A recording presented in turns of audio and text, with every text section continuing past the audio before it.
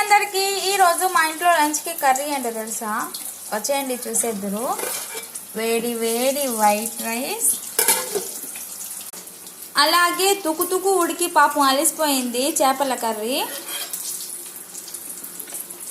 వేడి వేడి చేపల కర్రీ, హాహా కలర్ఫుల్ ఉంది కదా, తింటే మస్తుంది.